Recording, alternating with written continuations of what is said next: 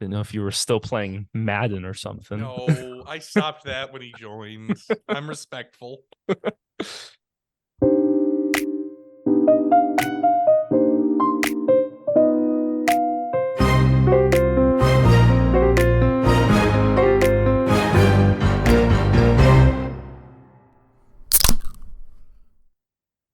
Hello, everyone, and welcome to the newest episode of You Hate to See It. I'm Adam, and Nick, I'm going to introduce you because fuck you, that's why. This week on the podcast, we are joined by an old professor of mine from college, writer of a best-selling textbook, Roger Sadler. Roger, welcome to the show. Thanks for coming. No problem. A textbook that made it to 2,872 on Amazon. I think that was its highest ranking. Ooh. I mean, that probably beats out some of the worst textbooks, probably, like statistics and, I don't know, Well, scat trails. Adam liked my textbook, and that's all that matters. Yeah. That is, I never got a signed textbook from you. I forgot. That doubles the value of the textbook. It does. I need a signed textbook now, Roger. I'll put it on my shelf. I've actually had numerous students ask me to autograph it. I was like, really? Okay, whatever makes you happy. I mean, a textbook, that could be a mortgage payment now. Yeah. I can only imagine they only went up in cost since we were in college. So most likely. Yeah. Are they still using your textbook? I get a royalty check every year. I don't know. I mean, that was published 20 years ago now, and people are still buying 10 or 15 copies a year. I have no idea for what, if they're just buying it to stock their libraries or what they're doing, but I can't imagine anybody's using it because it needs to be updated. It's 20 years old, but yeah, so. As I wasn't your student, what was this textbook about? I have a copy over there. Electronic media law. It's truly riveting, Nick. I mean, look, I got plenty of textbooks that were law, like everyone else who went to that school, law enforcement. So yeah. I can only imagine how much more entertaining that is than criminal and constitutional law. So, well, I wrote it because there are a lot of media law textbooks out there that tend to focus mostly on print media cases. And they didn't have a lot in there about broadcast law and regulation, which, my broadcasting students needed to know about, like FCC regulations and all that good stuff. So that was the main reason I wrote it. Plus, I wanted it to be readable. So many of the law textbooks out there were written for maybe like LEJA majors, law majors, who understood all the legal jargon. And broadcasting majors, they just weren't that bright. And they needed something simple and easy to read. As someone who does understand that legal jargon, it is still painful to read. Yeah, it is. It's like translating in your head to like, what a order of cert is, or whatever the hell Latin. Yeah. Mm-hmm. Yep, a writ of certiorari. There you go. Yeah, there you go. Yeah. Remember that, Adam? No. I wouldn't have expected you to. To be real honest, I don't remember much. I got by in college by being creative, not smart, Roger. For our audio podcast, I am parenthesizing that. Yeah. I never saw the creative or the smart, so yeah, that's. I didn't do that until after you left. That's okay. That like one semester I had after you were gone. Okay. You redeemed yourself. That's good. Yeah. Can you talk a little bit about like the writing process of your textbook and getting it at like more reasoning behind it, getting it as the textbook that was taught at Western, besides like you just saying, this is my textbook. Like, this is what I use. The incentive, I was using a textbook and students it was mostly a print media law textbook. Students would come up to me and say, well, what does this mean in the textbook? And I'd look at it like, I'm not sure. Because the textbooks that were written were just so convoluted and, like we talked about before, legal jargon. Mm-hmm. It's like, I got to write a textbook that's just easier to read and easier to understand. We're not lawyers. We're broadcasting majors. We don't need all of the legal jargon. So it was about a year of writing the rough draft. I originally had a contract with McGraw-Hill, big publisher. I was really excited about that. Right after I got done writing the rough draft, 400 pages worth, a year's worth of writing almost every day. And then they came back to me and said, well, we've done research and we don't think there's enough of a target audience for this. We don't think we can make enough of a profit from just a narrowly tailored broadcast law book. You've got to be kidding me. We put all this work in. Now we're just going to drop it. So after going through major depression, I searched around for some other publishers. Trust me, it was depressing. I found Sage Publishing out in California, and they were a company that was more focused on, getting smaller to medium-sized textbooks for smaller to medium-sized audiences.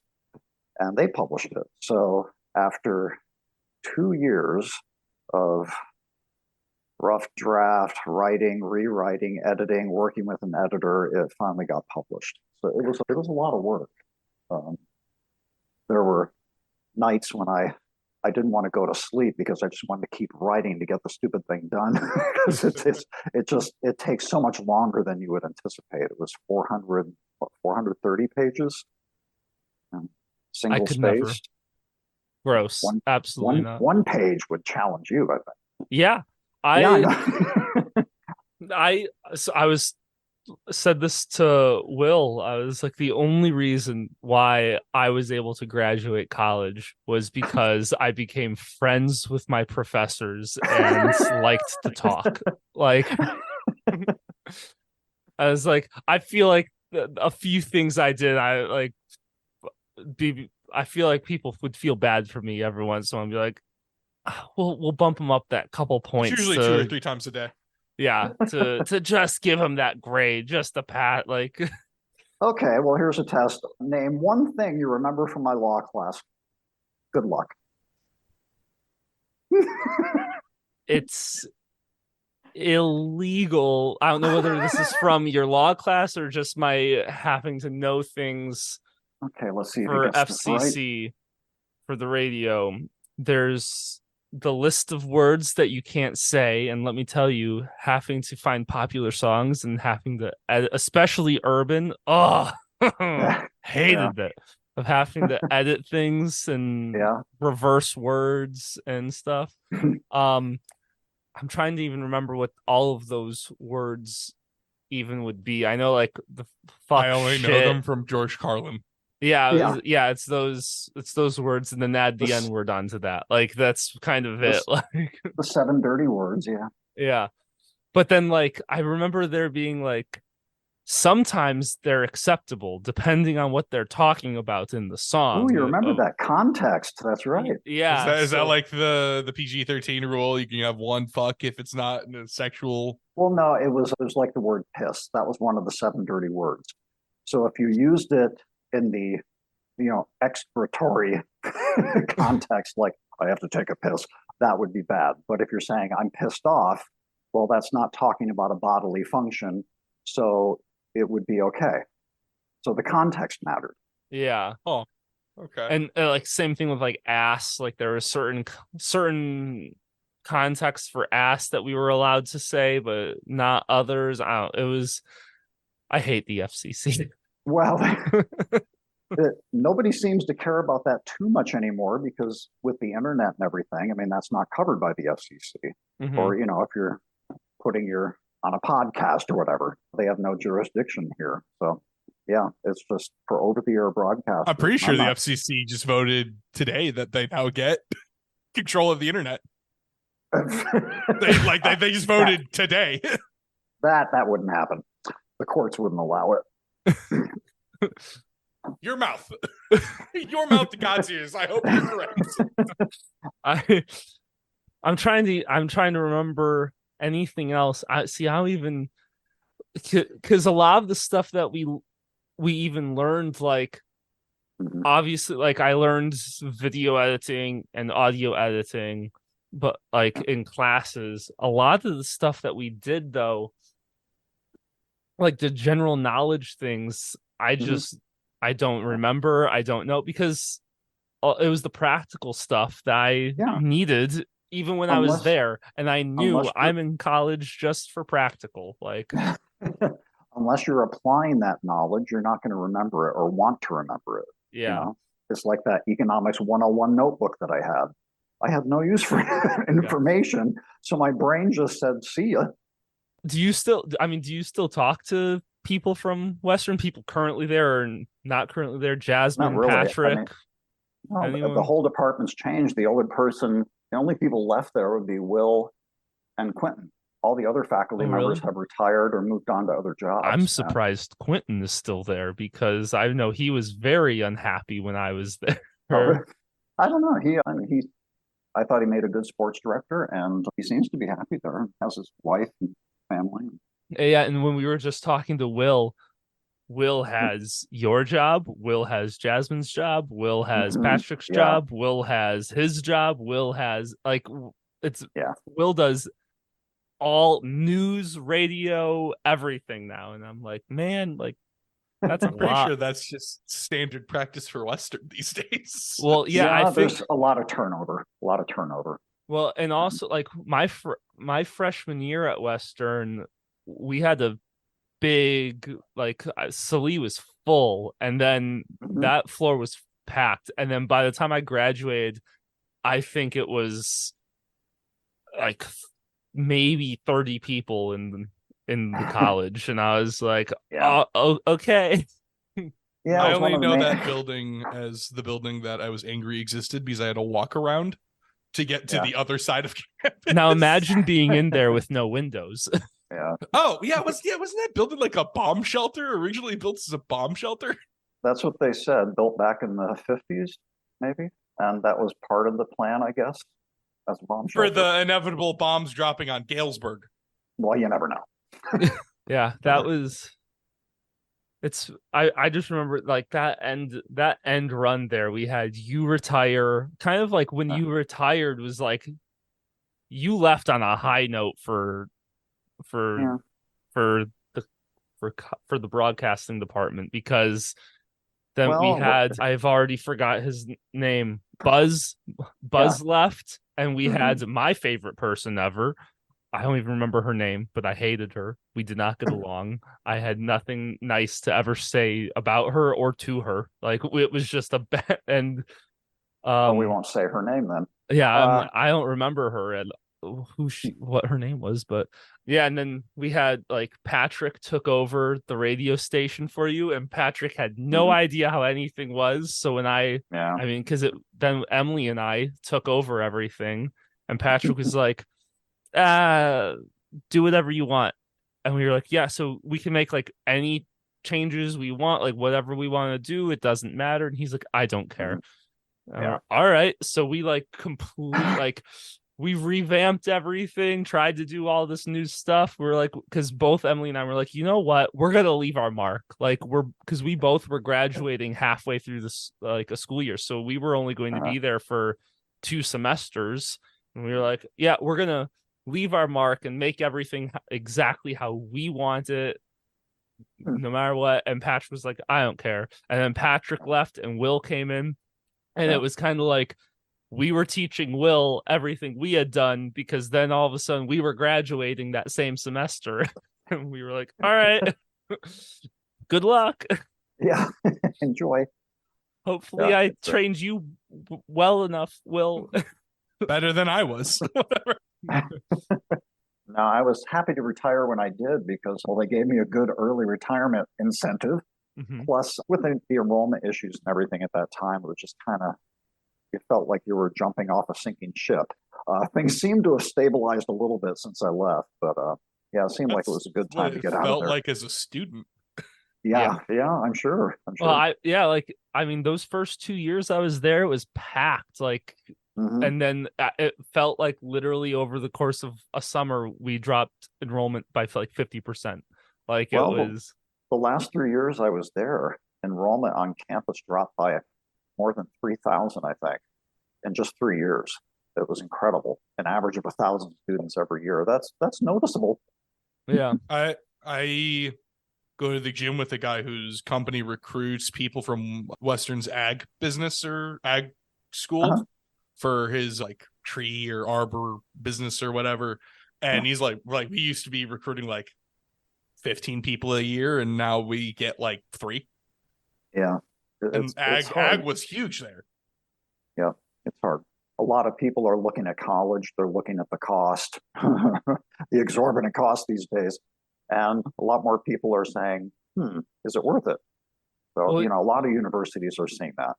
yeah, well, like, and I'm in that generation that was told that, oh, you have to go to college to be successful in any way, shape, or form. And now Yeah. the upcoming generation has realized, like, you don't. We've convinced an entire generation of people that they're too good for labor to be a labor worker, and you have to go to college to succeed. And now I went to school to be a cop, and let me tell you, that's a scam. that was a huge scam. Like, that's in, like, there's no reason for it. Well, and like on internship, they were telling us, I have no idea why you did that. Yeah, and I mean, I learned a lot there. I probably could have gotten an internship at a radio station right out of high school if I really wanted to. Like, and taken more time to learn, but still learned the same stuff, and just could have done it right out of the gate instead of being in debt. There are quite a few jobs that you don't need a 4-year degree for. I mean, at the most, 2 years, skip all the gen ed stuff, and take courses in your major, do internships, apprenticeships, whatever, and learn by doing.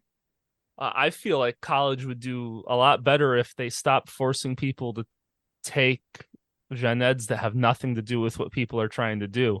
Because me struggling to find a science class that I could actually pass, and having to convince, I don't remember who the counselor was. Who was our counselor? Murray? Yeah, Mike Murray. And Mike had to go and like contact deans and stuff and try and weasel a way to get me out of a science class, because I, over the course of 3 months, tried every science class that they had available, and after a few weeks was like, I'm already lost. Like, I'm going, like, I'll be lucky to get a D. Like, and he was like, yeah, we'll find a way to weasel you out of this, because that's just not your thing. I'm like, I could have done anything else. Yeah. My online art history class was game changer for me. Okay. Don't make fun of gen eds. Well, that's what made me, really. I remember after I graduated from undergrad, I was cleaning out boxes, and I came across a notebook from Economics 101 that I had taken the semester before, because I had to for a minor or something. And I'm looking at the notebook and say, okay, this is my handwriting. Okay, I'm recognizing some of the doodles I did. I don't remember any of this. If I had to take an exam in this, which I just took, 4 months earlier, I would fail. It was amazing how you took down all that information, you processed it, you memorized it for an exam, and then your brain said, I don't need this anymore, and poof, it's gone. But looking at that notebook, I thought, wow, these were notes I took just in the last year, and I'm remembering 1% of it. Yeah, like, high school is where you force children to learn things that they don't want to learn, so that way they become well-rounded individuals. College, you got to like cut that shit out. I don't need to know the algebra 6. I just don't care. I have a calculator. We got forced into taking some weird compute data processing program that most departments have phased out completely, like within the last 2 years. So we have that little nugget of knowledge that hasn't been retained. So at least it's not taking up space. What I liked about working at Western in the broadcasting program was that we were hands-on, having you guys on the radio station, having you do jobs that were at least, reasonably, you could reasonably apply to the real world. We were trying to make it a real world experience for you, whether it was the newscast, the radio station, whatever it happened to be, the sports broadcast. that was all wonderful experience. And, a lot of radio and TV stations loved Western grads for that reason, because we had to do it hands on. And so many majors in college don't do that. So, I mean, for the broadcasting program at Western, I thought it was a very good program. Yeah, I mean, the stuff that I dealt with for broadcasting and then my minor in theater, like I loved all that stuff. It was the other crap that I hated. And I mean, there was a few classes that I didn't really care for, but I was like, it had to do with what we were doing. So I was like, yeah, fine, whatever. I'll take Mike Murray's whatever 101 class that we had to take for history of radio or whatever. And I was like, I'll deal with it. But yeah, I loved doing all of the work and like actually like feeling like I had a job on campus, and that was great until COVID was the government was giving us stimulus checks, and I didn't qualify for any because technically I didn't work, and that was thanks Western, screwing up my stimulus checks. What are you doing these days? I'm assuming you're not working in radio. Well, so these days I am unemployed. I've had the worst luck possible. So I graduated. I did the radio, I did the news, I did all these other things, really enjoyed what I was doing, gave me creative outlets, but part of why I went to Western and did minor in theater and stuff, I didn't have the high school grades to get into film school. I was not accepted into a film school. So I was like, okay, like here's a broadcasting and journalism department, and here's a theater department, and being a stage manager is the same as being a producer, and being I now know how to run a camera, whether it's for news or for filmmaking. Like I kind of like was piecing together like just the individual skill sets that I felt like I would need or whatever to work in the film industry, as that was my big dream. And graduated, worked on a movie. COVID shut everything down for 2 years. Great. So started trickling in here and there, but I had to have a full-time job that wasn't in the field to make ends meet. And so they'd call me up, can you work tomorrow? No, but I can work next week if you can give me any kind of notice so I can tell my job that I need off. And they're like, no, we can't give you notice. Well, then I can't work for you tomorrow. Like it was, and then finally I had an opportunity where I was able to quit my job.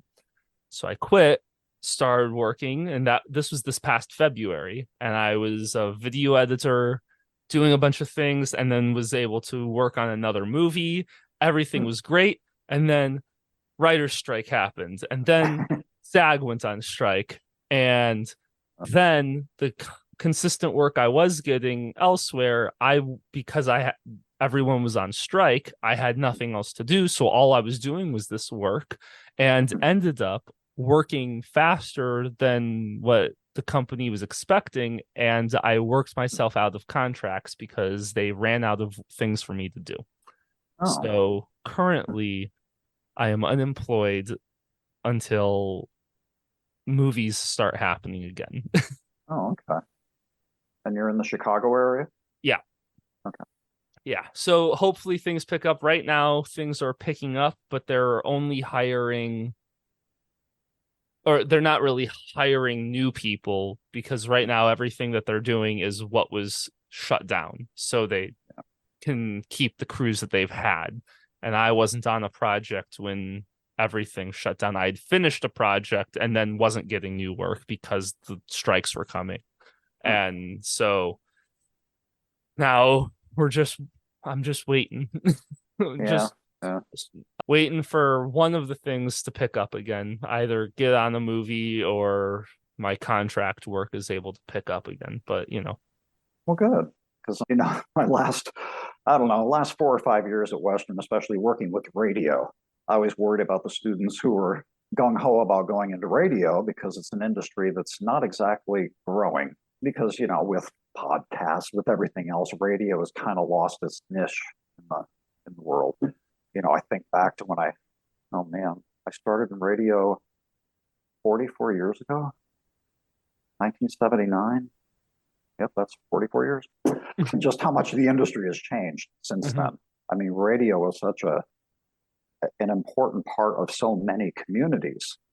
And then, television, then especially the internet, really started to harm radio in terms of the services that it provided, because the things that radio used to provide, well, internet and everything else was providing for people, like weather, obituaries. We used to read the obituaries. That first station I worked at, 1979, we read the obituaries 3 times a day because we only had a newspaper. It was a town of 5,000 in upstate New York.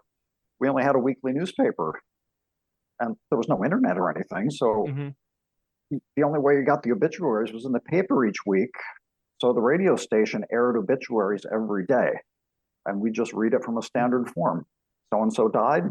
Here's the time of the visitation. Here's the time of the funeral. Here's the burial.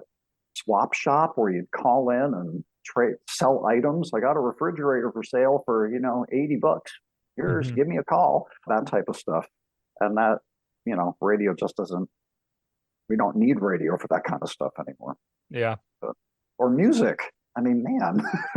Like I haven't listened to the radio in so long because I have Spotify, and Spotify makes me a playlist every week of here's artists that you follow, here's any new songs that they've released, and here's songs that we think you'll like.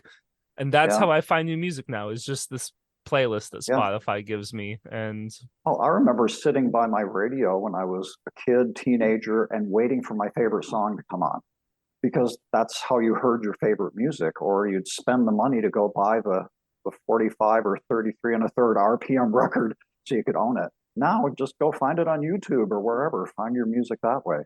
You don't need the radio to find out what the latest songs are or to listen to them.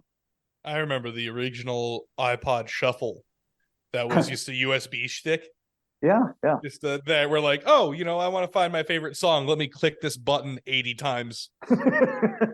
I remember my first cell phone still having to, if I wanted a specific song to be my ringtone, I would either wait at the radio for it to play, or have a cassette tape and have to fast forward and be like, oh, I fast forward too far, rewind. I rewound too far, but that's fine, because I'll just listen to the back half of this song and then put your phone right down by the speaker in the car and be like, as soon as the moment your song decides to start playing, you gotta press record so that way you can get it. And then that's how I had We Are the Champions by as my first ever ringtone on my phone. That wasn't a series of bleeps that the phone provided, because it was it was a flip phone. So I distinctly remember a car that they came out with in like 2013, 2014. That was like the coolest thing about it was that it would record the radio back 30 seconds and let you like re-listen to a song. I remember that. I remember that as well. And like that was like the coolest thing. And then like a year after, they came out with like CarPlay. I forgot about that. Well, and before that, the biggest technology thing was having a hardwired cell phone in the car. My first car was a 2000 Pontiac Grand Am, and I had to do the cassette thing that hooked up into your phone to play music through it. Yeah. That was awful. I hated that so much. See, and here's the thing. Then when we went into CDs, they still hadn't done like aux cord things yet. So you were like if you wanted to play something off of your iPod, you just had to play it as loud as possible, or because you couldn't plug it in, because there are no CD things like that. They also had the things that like let you tune into a dead radio channel or dead radio frequency. That's so my Pontiac that I had, Nick, that's what I did. Because I think I did that for mine also. Because it was a 6 CD thing, and so it didn't have any Bluetooth or anything, so I had to have the I don't actually, now that I think about it, I don't think I had a cassette player in my Pontiac. I think that was in my Trailblazer.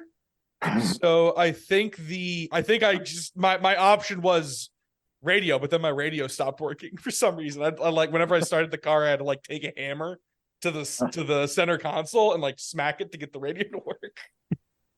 And that brings back the memories. I had a 1990 Pontiac Grand Am, and I was so Great excited vehicle. because it came with a cassette player, and that was just so exciting that I could, well, at least fast forward and rewind to find my music instead of waiting for it on the radio. You remember? Well, no, it was before you got to Western. I had worked at Classic 103 doing my weekend show, WJEQ in Macomb, and I did that from 1997 until 2014. But by 2014, I'd be in there on a Saturday afternoon doing my 5-hour classic rock show. And I was just getting to the point of who's listening? Who wants to tune into a DJ picking their songs for them? They can just do that on their own. And that's what led me to finally say, okay, after 17 years of being a weekend DJ at Classic 103, I think I'm going to call it quits. But that was... I was just saying, by that time, the radio station was struggling with revenue and they couldn't pay me anymore. So the last year I worked there, I was doing it volunteer. I'm like, why am I coming in on Saturdays to work for free? Do I enjoy it that much? Nah, no one enjoys it that much. That was something that when Patrick took over for you, he like his one mandate was you have to play new music that no one has heard of but is good, and you have to have the weekly newest popular songs that fit into our things. And we were like, all right, like, I mean, we've been doing that. I was gonna say, like, sort of, like, we had sort of done it, like we had been constantly trying to add new music, but he implemented, like, in our scheduling, we had the Billboard charts, and we had to every week we had to have 20 songs off the top 100 or whatever in the different genres, and like new every week. And then he had us look up, we found a website that was like did by genre, and it was just all of the newest songs like ranked that weren't Billboard, but they were like upcoming artists or things like that, and we had to have 10 from there. And then he went and he was like, every hour you play like it was like 8 top 100s, like out of the 20 that you pick, 2 of the no one's ever heard of before, and he's like, and then the rest can be back catalog. He's like, I don't care. But he like mandated, like, we had to do this. And so that was fun having to figure out, because I don't even remember who was before me as program director, but they did not really teach me how to use the computer program 100%. And so when Patrick came in, he's like, yeah, this is our new hourly format. I had to go in and figure out how to reprogram our hourly format, because whoever was before me was just like, yeah, it's already programmed. You never have to think about it. It's there. Like, it runs it through. Here's how you make sure, but doesn't, like, he never told me how to change it. And so I had to, or like how to make playlists, or like to put stuff in and move stuff around. So I had to, like, I think that first week of school, like with Patrick, he was like, he told me to like pre-schedule the whole week ahead of time, or like 2 weeks, to schedule 2 weeks, and he was like, do this and then play with it. No one's coming in, no one's DJing, no one's doing anything. He's like, if it's scheduled for 2 weeks, can you change things? And I was like, yeah, I can change things. He's like, great. Like, then do it. Like, once it's scheduled, like, play. He's like, because this is how we're doing it now, so figure out how to do it. And I was like, all right. Yeah, not a bad idea. I mean, just something to try to keep ahead and compete with all the other technologies. Yeah, and then we had like a summer version too, because of all of the stuff that in Mike Murray's class, that like documentary style stuff or whatever, the talk stuff Yeah. that we had to Yeah. do, that we would do during the summer. He made me like we had to then reschedule and like figure out our system for how summer was going to work and Oh, reprogram all of that. And yeah. so then it ended up being like right when you come back to school, or like right before you leave and right before you come back, you just have to like make like 3 changes and everything else is pre-programmed and do it. Was I spent so long trying to do that, and then let me tell you, because Noah Royer was the one who replaced me, and him and I spent a month, 3 days a week, going through and me trying to teach him all of this stuff, and 80% of it I had just figured out how to do and made the changes, and then was like, okay, now I have to teach someone immediately after I learn it. Like, I It's felt a like, lot of work. yeah, it was insane, and I'm thankful that one of the things that Patrick had done was he took like the program director and like I don't remember the name of other positions, but like there was one position that didn't really have a whole lot to do, and he Hmm. took everything like promotions or something, and he took that, renamed it station manager. So you had program director and station manager, and then took like a quarter of the program director tasks and put it on station manager. Hmm. That was, and I was like, that way, like, so it was like I was just in studio, what were we doing? And then Emily was like out studio. Like she handled, like once you entered through that door, that was my territory. And but then like that little common area and anything events and stuff she handled. So Yeah. kind of split things up nicely for us. Hmm. So when did you get to Western? When did you start teaching there? 1990. And it was, boy, the campus was surely different back then. When I arrived, the enrollment was 13,700. It was a huge amount. I mean, every campus, I think my second or third year there, every dorm on campus was full. Mm-hmm. And they had so many students show up. They had some students sleeping in lounges in Bayless and Henninger, and they're setting up cots in hallways. I thought, well, that's a good selling point. But it was huge. I mean, the campus was just, I used to refer to it like it was like a beehive. Every time you'd walk out on campus, there were just students everywhere. And by the time I left, the on-campus enrollment was what, between 5 and 6,000. I mean, it was less than half of what it was when I arrived, because that Yeah. campus was just so vibrant when I arrived in 1990. It was my initial thought was there are too many people for this size campus.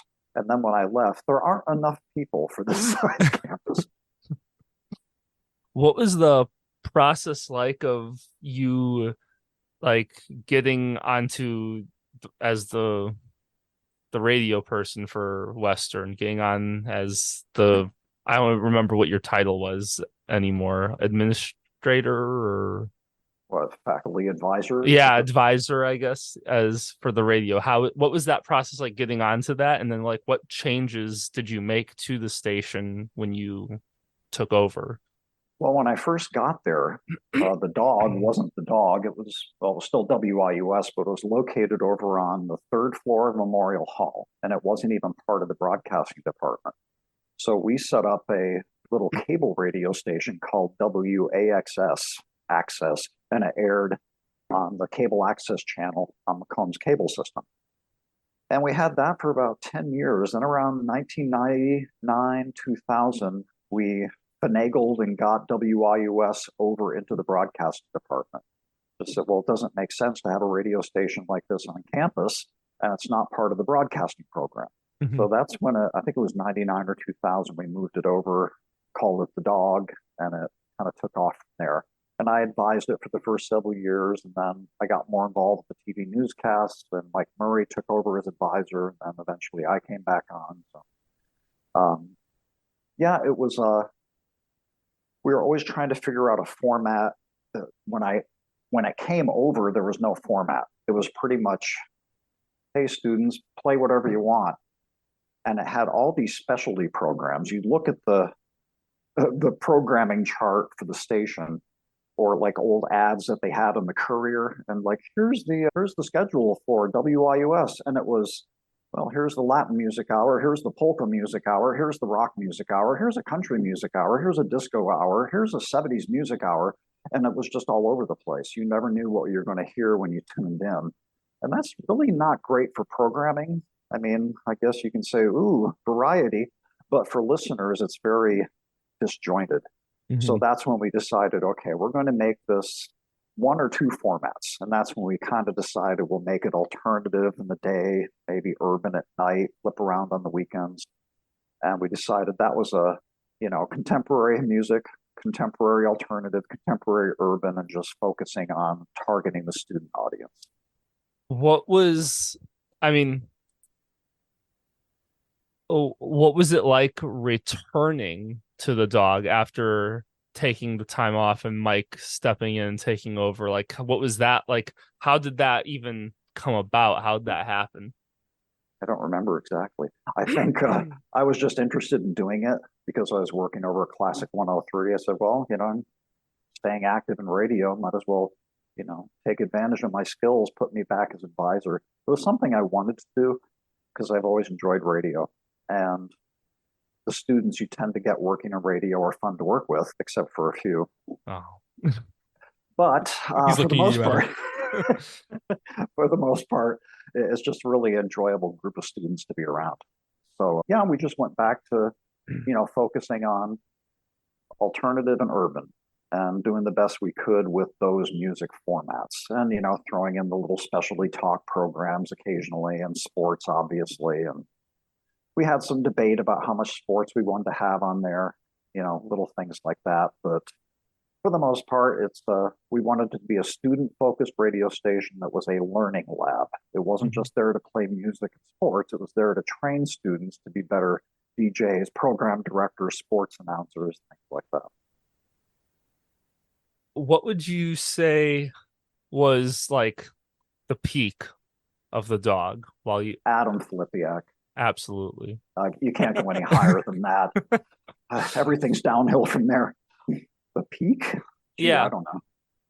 The last several years, there are a really good group of students who were dedicated to the station. There would be years when, the students would get the jobs, the head staff jobs, and they wouldn't put their hearts, whereas other people, they just loved working there.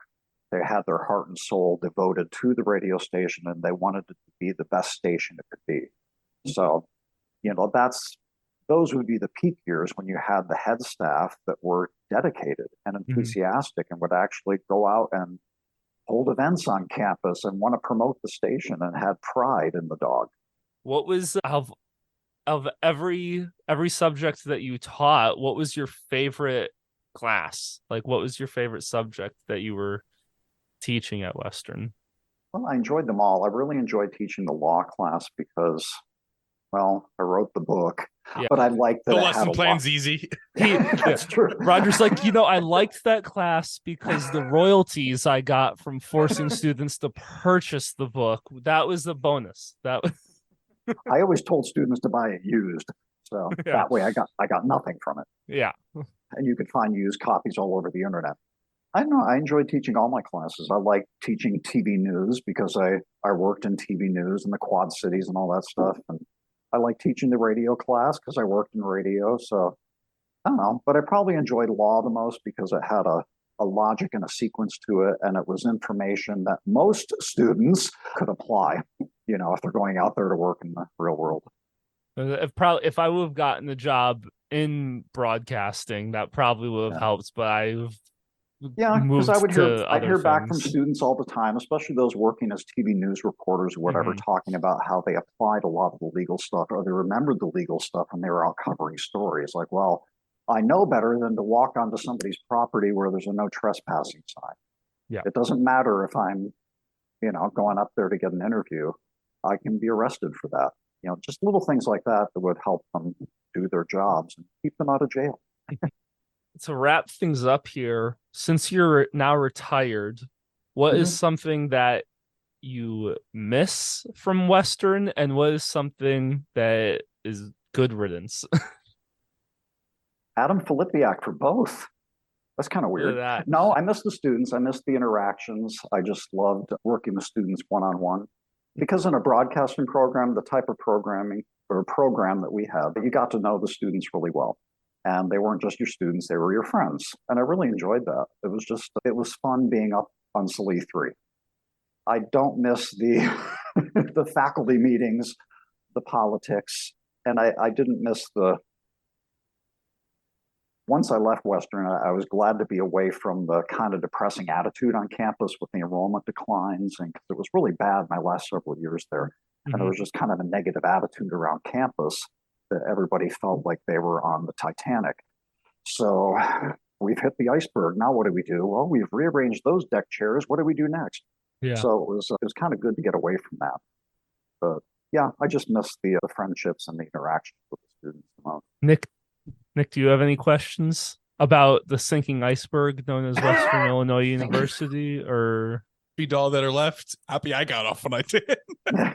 yeah, you got off a semester before me, you piece of garbage. I had to stick it through for one more semester. I had to drive back like every other weekend. What do you mean? Yeah. Ooh. But that was you just hung out in my apartment. You didn't do anything on campus. That's fair. Mm.